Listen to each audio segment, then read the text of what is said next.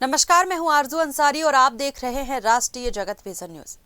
गरियाबंद जिले के दुधकैया गांव में पुराने विवाद को लेकर दो समुदायों के बीच हुई झड़प ने हिंसक रूप ले लिया। देखते ही देखते हालात इतने बिगड़ गए कि आगजनी की घटनाएं सामने आई और एक पक्ष ने दूसरे पक्ष पर हमला करते हुए 3 से 4 वाहनों को आग के हवाले कर दिया। तनावपूर्ण स्थिति को देखते हुए रायपुर रेंज आईजी अमरेश मिश्रा मौके पर पहुंचे और हालात को संभाला।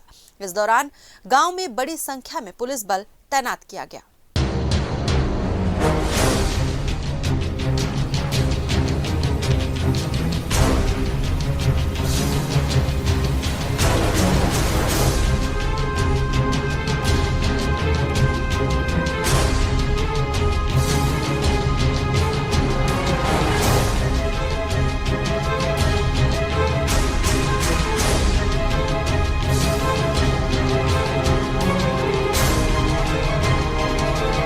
पुलिस ने इस मामले में अब तक 3 लोगों को गिरफ्तार किया है। अधिकारियों के मुताबिक फिलहाल स्थिति नियंत्रण में है और क्षेत्र में सतत निगरानी रखी जा रही है।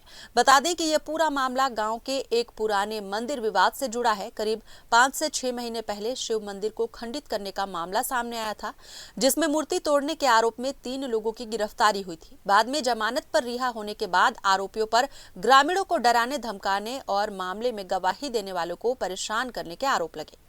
आज सुबह 4 से 6 युवकों पर पत्थरों और लाठी डंडों से हमला किए जाने के बाद गांव में तनाव फैल गया। इसके बाद दोनों समुदाय आमने सामने आ गए और कई घरों में आगजनी की गई। पुलिस ने त्वरित कार्रवाई करते हुए हालात काबू में किए और आरोपियों की तलाश जारी है।